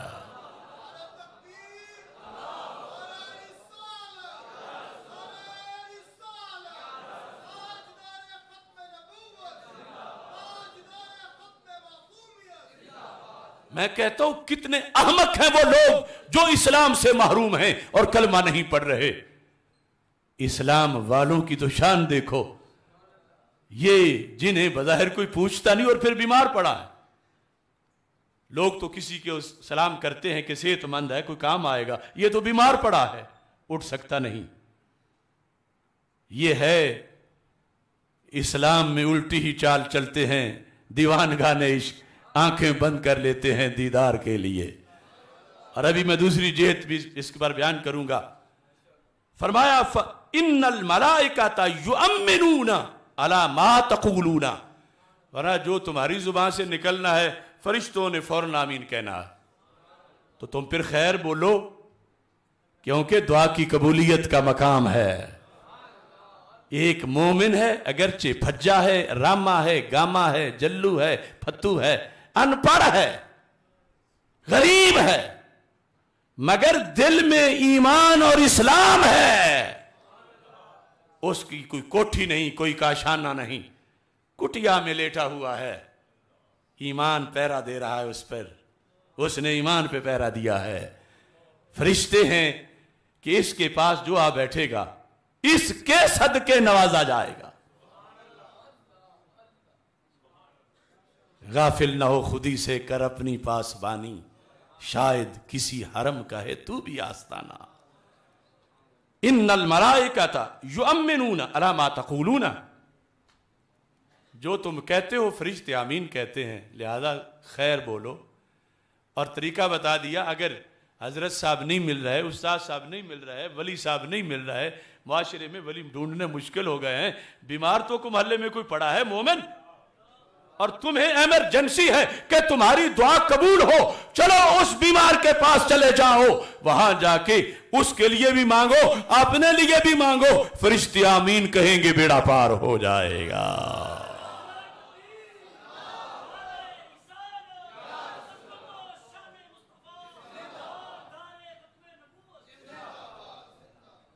اور ہر بات میں ہزاروں مسائل ہیں. ہمارے معاشرے میں وہابی کہتے ہیں یہ تم ولیوں کے پاس جاتے ہو جو قبروں میں ہیں، زندہ تھے تو چلو اور بات تھی، دعا کرا لی، جب روح نکل گئی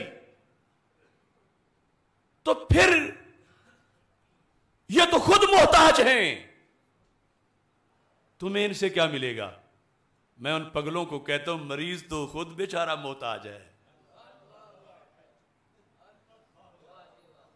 وہ بھی مریض ہے نا جو ہاتھ ہی نہیں اٹھا سکتا، وہ بھی تو مریض ہے نا جو زبان نہیں ہلا سکتا، وہ بھی مریض ہے جو آنکھ ہی نہیں کھول سکتا، اور ہے وہ کہ اس کے پاس دعائیں قبول ہو رہی ہیں. میں وہابیت سے کہتا ہوں تم نے ٹھیکے دعاؤں کی قبولیت کے کہاں سے سیکھے؟ سچا اسلام سمجھو بے وقوف ہو. جہاں ایمان ہو اس سینے کی قدر ہے، اگرچہ جلو پھتو کا ہی کیوں نہ ہو، غوث کتب کا ہو تو پھر تو بہت بڑے بارے نیارے ہیں. کہتے ہیں خود محتاج ہیں، تمہیں کیا دیں گے؟ نہیں، یہ تو خود مریض ہے، اٹھ سکتا نہیں، تو تمہارے دین کے مطابق کیا دے گا؟ سرکار فرماتے ہیں وہاں بیٹھ کے مانگو گے بگڑی بن جائے گی. اور پھر اس سے اگلی بات بھی، چلو یہ تو مریض ہے، جان ابھی ہے، میں پوری وہابیت کو دعوت دے رہا، گالی نہیں، یہ حدیث کے پھولوں کی ڈالی پیش کر رہا ہوں، اور وہ بھی اسلام کی شکل میں. یہ حدیث نمبر کتاب الجنائز میں حدیث نمبر 919 ہے، جو ایک لفظ میں نے پہلے چھوڑا، اب وہ بھی ساتھ پڑھتا ہوں. سرکار فرماتے ہیں اذا حضرتم المریض او المیت، میت کا ترجمہ تو آتا ہی ہے نا، جیسے مریض کا آتا ہے، حضرتم کا بھی آتا ہے، حاضر ہونا. اذا حضرتم، حکم صرف اہل مدینہ کے لیے نہیں تھا، حکم پوری امت کے لیے تھا، حکم صرف اس صدی کے لیے نہیں تھا، حکم قیامت تک کے لیے تھا. میرے آقا علیہ السلام فرماتے ہیں اذا حضرتم المریض او المیت، او کا معنی ہوتا ہے یا، ترجمہ خود کر لو، جب تم حاضر ہو جاؤ، چلے جاؤ مریض کے پاس یا میت کے پاس۔ اگر دنیا میں ابن عبد الوہاب آج زندہ ہوتا، میں پوچھتا ابن تیمیہ آج زندہ نظر آتا، میں اس کو جھنجھوڑتا، اسماعیل دہلوی مجھے کسی گلی میں مل جاتا، میں اس سے پوچھتا کہاں کا تم دین گھڑتے پھرتے ہو؟ جن کا دین ہے وہ فرما رہے ہیں جب تم میت کے پاس چلے جاؤ، جو چارپائی میں ہے وہ بھی میت ہے، جو قبر میں ہے وہ بھی میت ہے، مزار میں ہے، اگرچہ روحانی زندگیاں پر یہ میت تو ضرور کہنے پہ تلے ہوئے ہیں، اور سرکار نے لفظ میت بول کے ہی ارشاد فرما دیا اذا حضرتم المریض او المیت، یاد کر لو اذا حضرتم المریض او المیت فقولوا خیرا۔ اب تصور کرو ایک بوسیدہ سی جھونپڑی میں ایک مومن فوت ہوا، اس کا جسد پاک پڑا ہے، سرکار فرماتے ہیں اللہ نے فرشتے بھیجے ہوئے ہیں، بت نہیں، اے احمقو، جس نے مومن کو بت کہنے والوں اور کھڑی اور لیٹی مورتی کو ولیوں سے ملانے والوں کلمہ پڑھو۔ یہاں لیٹا ہے ایک جسم، جان نہیں اس میں، مگر ایمان اس میں کئی سال رہا ہے، آخری گھڑی ایمان تھا اگرچہ 5 منٹ پہلے آیا ہو، اس کی شان کیا ہے؟ سرکار فرماتے ہیں یہ دعاؤں کی قبولیت کا مقام ہے۔ وہ ولی غوث جہاں لیٹے ہوں، جہاں داتا پاک لیٹے ہوں، وہاں جہاں غریب نواز لیٹے ہوں، جہاں مجدد الفسانی لیٹے ہوں، جہاں امام احمد رضا بریلوی لیٹے ہوں، جہاں امام فضلہ خیر آبادی لیٹے ہوں، اور جہاں شیر ربانی لیٹے ہوں، جہاں محدث اعظم لیٹے ہوں، جہاں حافظ الحدیث لیٹے ہوں، جہاں سید نور الحسن کیلانی لیٹے ہوں، وہ ولی تو ولی۔ یہاں تو جو مومن اب میت ہے، شریعت کہتی ہے اسے ڈیگریڈ نہ کرو، اسے بت سے نہ ملاؤ، اسے مورتی نہ کہو، کیوں؟ جہاں بت ہو کئی میلوں تک لعنتیں برستی ہیں، اور یہ جہاں بے جان پڑا ہے وہاں رحمتیں برستی ہیں۔ یہ صحیح مسلم ہے، صحیح مسلم حدیث شریف دنیا کا کوئی مائی کا لال البانی زدہ اسے ضعیف نہیں کر سکتا۔ پھر چھوڑو وہابیت کو، آج لے ان کی پناہ، آج مدد مانگ ان سے، کل نہ مانیں گے قیامت کو اگر مان گیا۔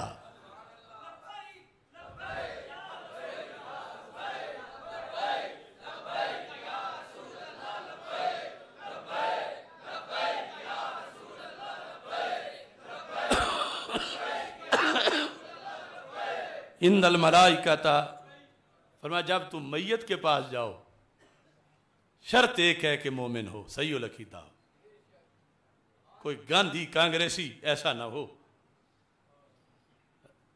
رافضی قادیانی ارتدادی نہ ہو، مومن ہو، اگرچہ فوت ہو چکا ہے۔ سرکار فرماتے ہیں قولوا خیرا، جو منوانا چاہتے ہو مانگ لو، کہ رب علم دے، رب تقوی دے، رب اولاد دے، رب خیر فرما۔ کیوں؟ مقام قبولیت کا ہے۔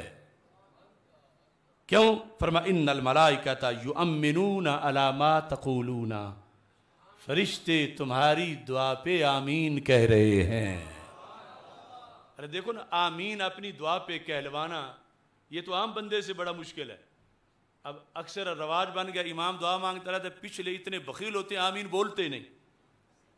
یہ خود تجربہ ہے، جیسا کوئی آمین کہتا رہے، حالانکہ آمین سے پوری دعا اس کے حق میں بھی کنورٹ ہو جاتی ہے۔ تو کوئی پیر صاحب ہو اکڑا ہوا، کوئی سجادہ نشین گدی پہ بیٹھا ہوا کڑے پہن کے اس کے تو بڑے نخرے ہیں، آمین کیسے کہے کہ تم دعا مانگو؟ یا پھر صحیح ولی ہے مگر اس سے ملاقات تو ہو تو پھر کہو زندوں میں. اور یہاں سرکار فرماتے ہیں مفت میں فرشتے بھیجے ہوئے ہیں آمین کہنے کے لیے. اے مسلم کیا شان ہے تیرے اسلام کی. فرشتے آمین کہتے ہیں. ضمناً مسجد نبوی شریف میں جو واقعہ پیش آیا، مسجد نبوی شریف کا تقدس اس سے پامال ہوا. ہم یہ سمجھتے ہیں کہ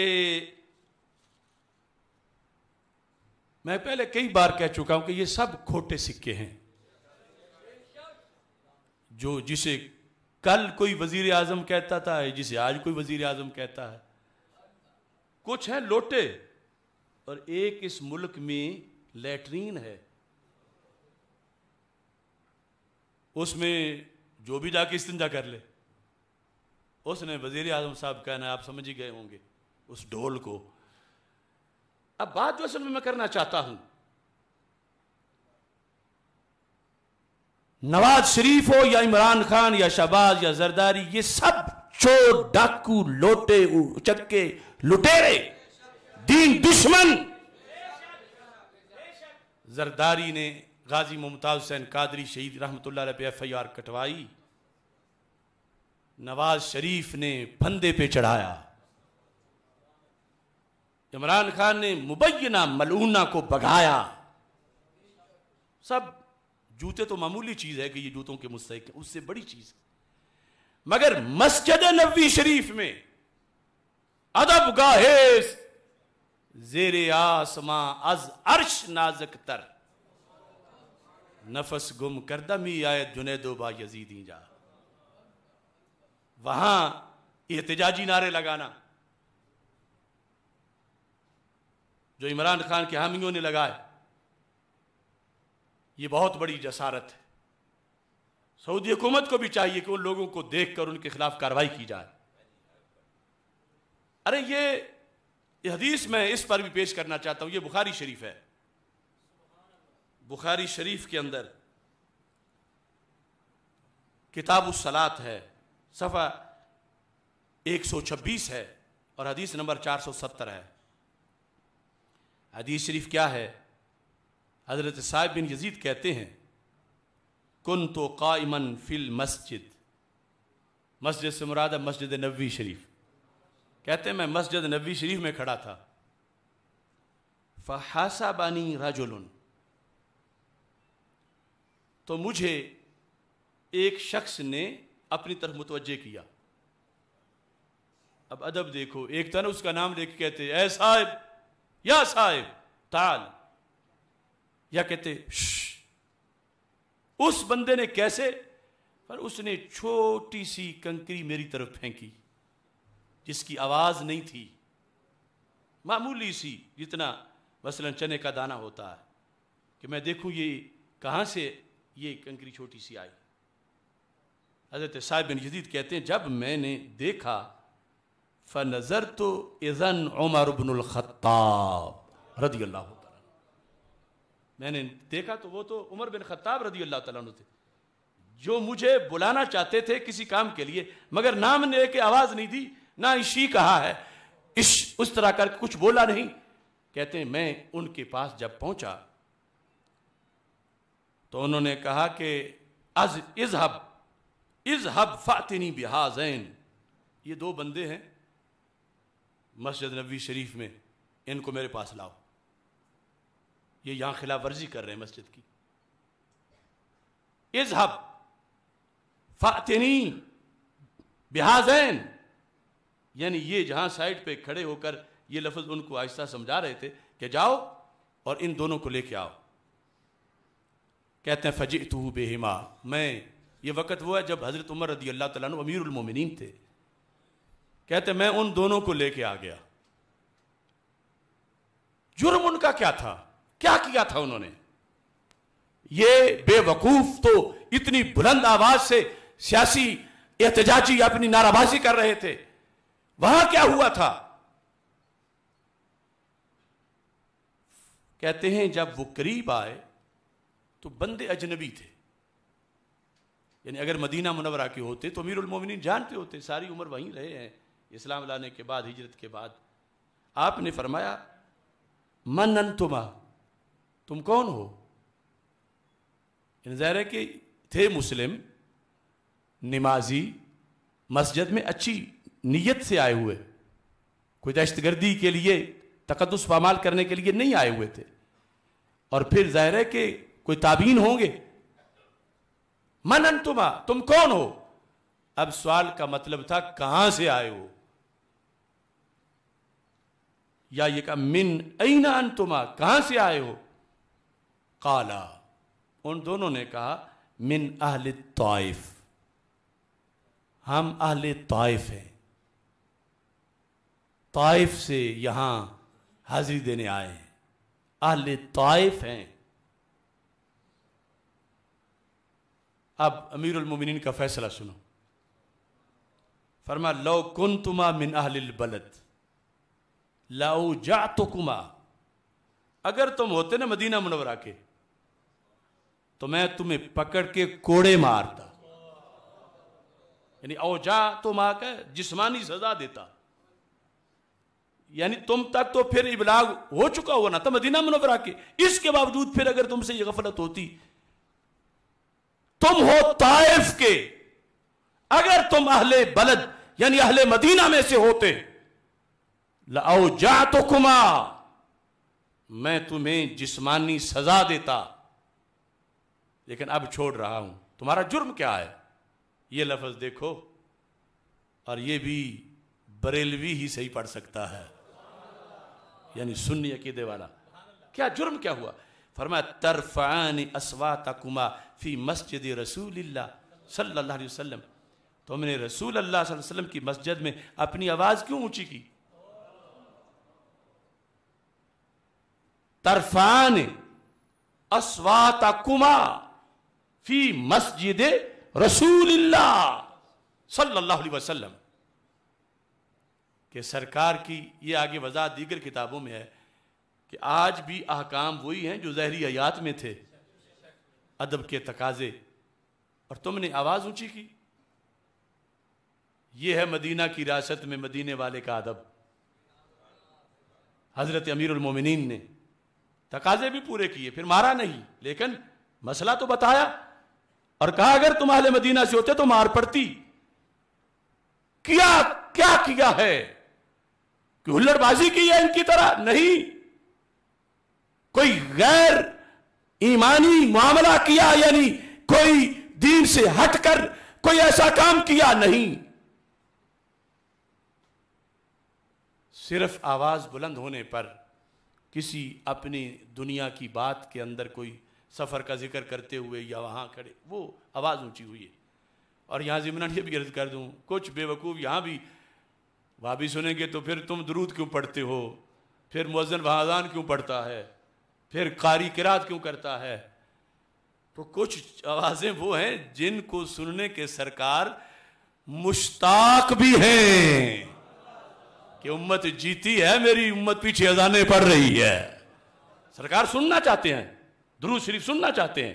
ہاں اس میں بھی تقاضا ہے، سنجیدگی ہے، ادب ہے، احترام ہے، کوئی ایسی چیز نہ آ جائے کہ جو اس پر مزید ہو، لیکن اس کا یہ مطلب نہیں کہ یہ حدیث سن کے کوئی کہے کہ صلاۃ و سلام نہ پڑھو، کوئی کہے یا رسول اللہ صلی اللہ علیہ وسلم نہ کہو، کوئی کہے کہ وہاں پر پھر خطبہ نہیں ہونا چاہیے، وہاں پھر امام جو ہے وہ قرات بھی سر کرے، کیوں مسجد میں آواز جو ہے وہ گونج رہی ہے۔ ہر چیز کی کچھ حدود اور کچھ تقاضے ہوتے ہیں، ان سب کو سامنے رکھ کر پھر بات سے توازن نکلتا ہے اور پھر اس سے مسئلہ سمجھ آتا ہے۔ تو یہ جو بےہودگی ہوئی جنہوں نے پہلے کی، جنہوں نے اب کی، ہم اس کی پرزور مذمت کرتے ہیں، اور یہ چاہتے ہیں کہ وہاں جیسے دیگر بہت سے ناجائز کام ہو رہے ہیں سعودی حکومت میں، اور حکومت ان ناجائز کاموں پہ پابندی لگائے، وہاں اس ناجائز پہ بھی پابندی لگائے، اور جن جائز پہ پابندی لگائی ان کو, उस पाबंदी को उठाए। आज फ़हम दीन के इख्तिताम पर ये भी इजहार करना चाहता हूँ कि हमने इसमें मौज़ूआत बड़े बयान किए। अहम हमारे पेश नज़र एक बात थी कि मुआशरे में समझा कि ईमान के खिरमन को फ़लाँ जगह से आग लगी हुई है, या फ़लाँ लगा रहा है, या फ़लाँ दीन की फसलें उजाड़ रहा है, या फ़लाँ के अमल से ऐसा लाजिम आ रहा है, या फ़लाँ बेखबरी में कर रहा है, या फ़लाँ गंदी सोच लांच की जा रही है जो दीन को नुकसान दे रही है। सिर्फ एक जगह सुई रख के हमने सब कुछ बयान किया और समझाया और दर्द दिल पेश किया। एक एक मौजू के लिए अगर आप सारे हवाले देखें तो कई महीनों की मेहनत दरकार। एक असल हवाला ढूंढने में रात गुजर जाती है, मिल जाए तो बड़ी बात होती है। जिगर पिघला के हमने इस्लाह की, मगर अल्लाह करे बहुत से लोग सही हो जाएं, सही हो भी रहे हैं, लेकिन कुछ जो बड़े हैं वो बड़ी हट धर्मी कर रहे हैं। हमने जितना उनको कुरान पढ़ के समझाया, सुन्नत पढ़ के समझाया, कुछ गद्दियों पे बैठे हुए, कुछ मोहतमिम मराकिज मदारिस के, वो मजीद बिगड़े। मसलन पहले हमारी तारीफें करते थे तो फिर हमारे खिलाफ बोले। अगर हम भी तारीफ के बंदे ही होते तो कभी ना छेड़ते। तारीफ के बंदे के फलां जज मुझे ये कहता है, फलां सकालर मेरी ये तारीफ करता है, फलां लीडर मुझे नाबगैर रोजगार कहता है, लेकिन मैं अशरफ आसिफ जलाली वो हूं, मोहम्मद अशरफ आसिफ जलाली। अगर किसी ने मुझे नाबगैर रोजगार कहा था कभी, और आज अगर वो सैयदना अमीर मुआविया को भौंका है, तो मैंने उसकी जस्ट मस्त सब निकाल दी है। कोई सज्जादा नशीर है, कोई पीर है, कोई मुहद्दिस है, कोई जो भी है, हम अपनी तारीफें करवाएं और मशाहिर इस्लाम की गुस्ताखियां सुन के चुप कर जाएं। अब जो हमारे खिलाफ बोलते हैं, हमने उनकी दीन की गलती निकाली। वो कल हमें पाकिस्तान में सबसे बड़ा अरबी का आलिम कहते थे, आज एक मुल्ला कहते हैं तो बेशक कहें, लेकिन हम तो उधार नहीं रहने देंगे। और फिर मैं हैरान हूं जवाब कैसे कैसे आगे से देते हैं। एक मरकज है, उन्होंने जवाब दिया, मैंने उनको कहा कि इतने हवाला जाते हैं कि ये जो रवाफिज हैं ये यहूद और नसारा से बदतरीन हैं। यहूद और नसारा इतने हमारे लिए, मुसलमानों के लिए नुकसानदेह नहीं जितने ये हैं। 7-8 हवाले मैंने उम्मत के आइमा के दिखाए, लेकिन उन लोगों का मजाज है वो एक जाली रोशन ख्याली रखते हैं। ना आला हजरत उनको रास आते हैं, ना हजरत मुजद्दिद अल्फिसानी रास आते हैं, ना दाता साहब आते हैं, ना गरीब नवाज आते हैं। उनकी कितनी इबारतें पेश करें, बस वो गोलमोल कर जाते हैं रहमतुल्लाह अलैह। मैंने उनको उनके बाप की इबारत करके निकाल के तफसीर से दिखा दी कि तुम्हारे बाप ने ये लिखा है, तुमने जवाद नकवी को जप्फे मारे हैं, वो लिखता है कि ये यहूद और नसारा से ज्यादा नुकसानदेह हैं। तो उन्होंने मुझे जवाब पता क्या दिया है, छपा हुआ है, नेट पर मौजूद है, हर तरफ फैला है। क्या कहते हैं कि वो सजादा नशीन साहब, मैं हूबहू उनके लफ्ज पढ़ दूं, क्या अपने मुरीदीन तलामजा को हक की तर्जमानी करो और इल्हादो लादीनियत के नए नए फितनों से निमटने के लिए अपनी सलाहियतें वक्फ कर दो। इल्हादो लादीनियत के कौन से फितने? नए नए। कौन से फितने? कुर्बान जाएं इन लोगों के इल्म पर। क्या मुजतहिदाना सोच वाले उलमा तैयार किए हैं कि जो 100% इस्लाम दुश्मन है उनसे तो मुआनका करके झोली में बैठो या झोली में बिठाओ और नए नए फितनों से निमटो। ओ बेवकूफो, तुम्हें नए की खबर कैसे आएगी अगर पुरानों की गोद में बैठोगे? नए फितने को भी कोई रगड़ेगा तो इमाम अहमद रजा बरेलवी का कोई मुरीद रगड़ेगा। یہ صلح کلی کی پتیاں کچھ نہیں کر سکتی. صرف یہ گنجائش ہے کہ اب نئے فتنے کا تجھے کیا پتا, اسے کیا پتا. نئے فتنے سے یاری بھی کرو, پیسے بھی لو, سب کچھ کرو, اور کہو ہم نئے فتنے سے نپٹیں گے. پتا کیا چلے گا, 10 صدیاں بعد چلے گا کہ ایک نیا فتنہ تھا.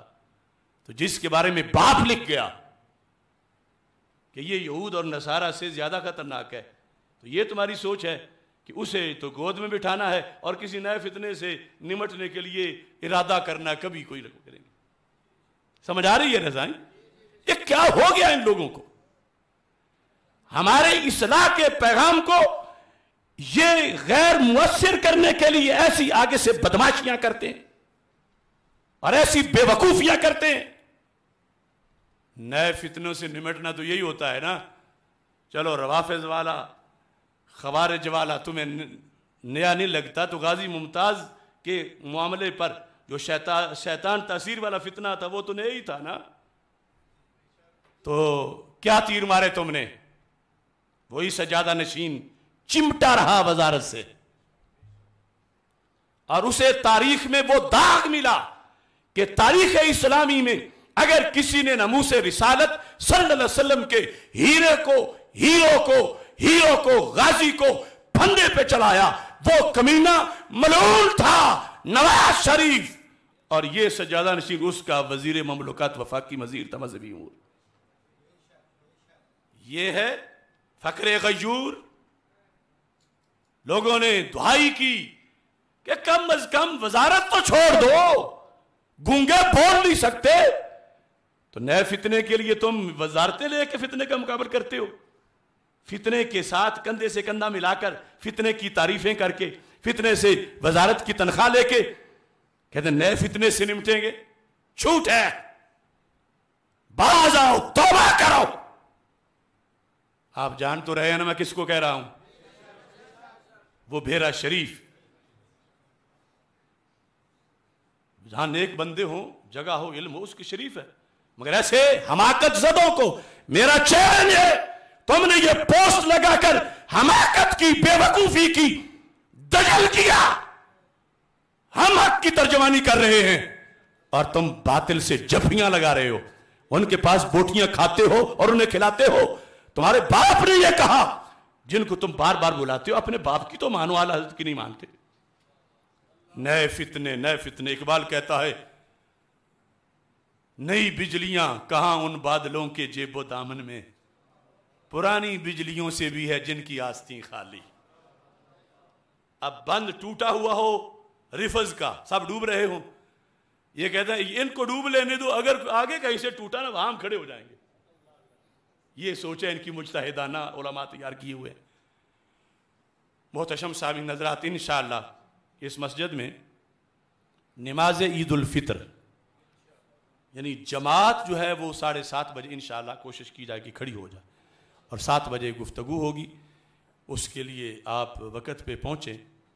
اور ساتھ یہ ہے کہ چاند دیکھنے کی جو تاریخ ہے, کون سا دن ہے؟ اتوار شام کو سنت سمجھ کے چاند دیکھیں. اور پورے ملک میں یہ پیغام بھیج رہا ہوں کہ چاند دیکھنے کا اہتمام کیا جائے. نظر نہ آئے دیکھنے کا پھر بھی ثواب مل جائے گا, تاکہ پھر اگلے دن کا فیصلہ شرعی طور پر کیا جا سکے. جس کو پتہ چلے وہ ہمیں مطلع کرے, اس کے بعد شرعی شہادت کا تاکہ اہتمام کیا جا سکے. میں نے میں کہہ رہا تھا کہ روزے کی وجہ سے مختصر گفتگو کروں گا, لیکن میں نے کہا موضوع کا کچھ حق ادا کیا جائے. تو ساتھ مسجد کے لیے تو میں اعلان کر نہیں سکا, اور اب آگے یعنی مزید ٹائم بھی مختصر ہے. بہرحال چونکہ یہ مرکز منفرد مرکز ہے دنیا کا, یہ تو تمہیں پتہ ہی ہے نا. جب ساری دنیا 6 فٹوں پہ چلی گئی تھی, بڑے بڑے مفتی اور چھوٹے چھوٹے مفتی اور حرم کے مفتی اور فلاں جگہ, یہ وہ اللہ کا فضل ہے, ہم نے تمہاری نمازیں بچائی تھی. احسان نہیں کیا تھا, اپنی ڈیوٹی دی تھی.